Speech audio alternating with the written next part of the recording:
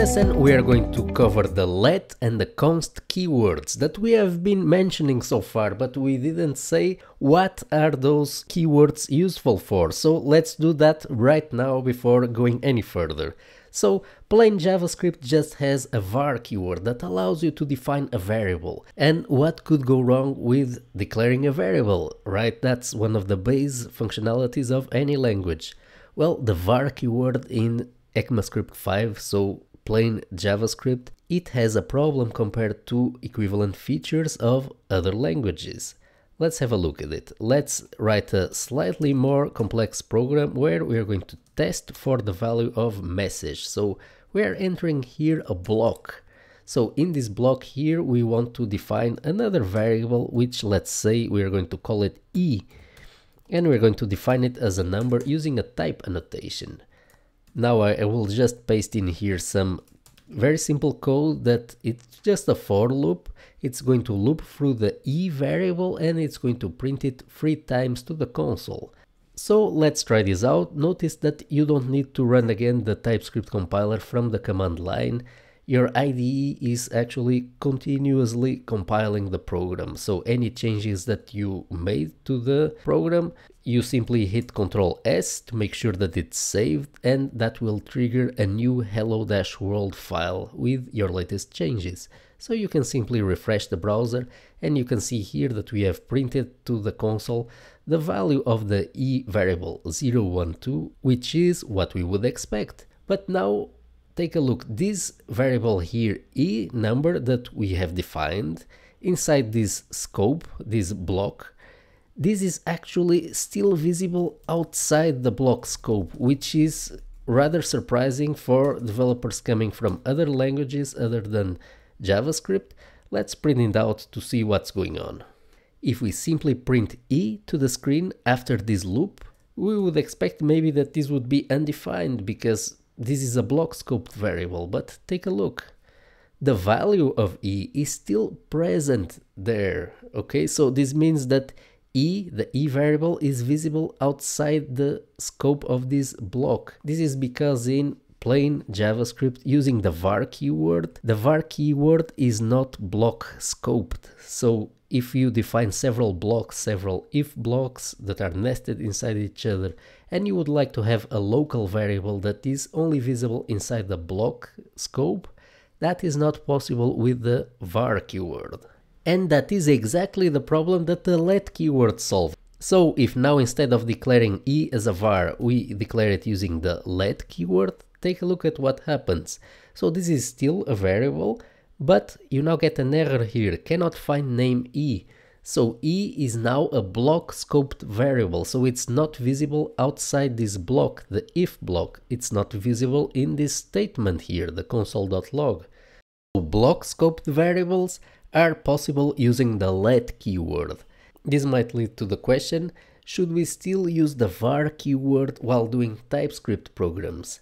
I don't think so. I think that if you have a variable, you should always make it a block scoped variable and use the let keyword. Var is just there for backwards compatibility with plain JavaScript. Does this mean that we should declare all our variables using let?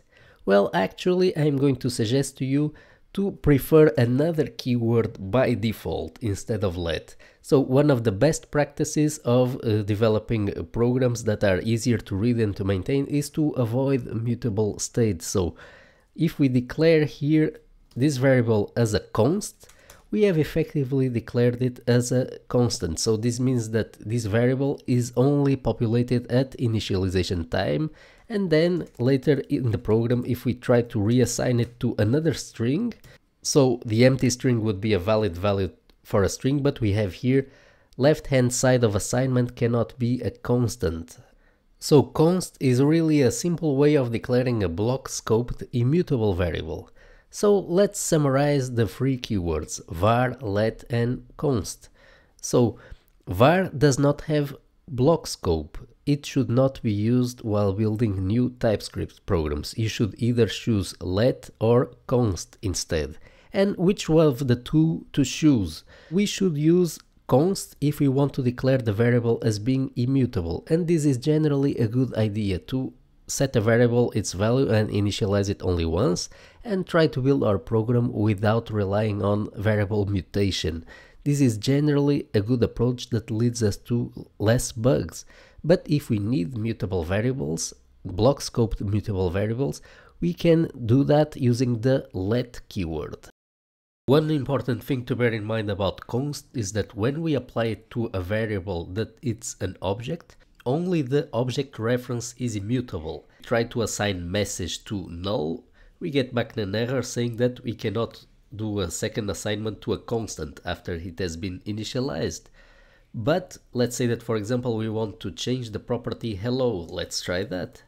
As you can see, the program compiles, so declaring message as const does not mean that the whole object is immutable. It's only the reference to the object which is immutable.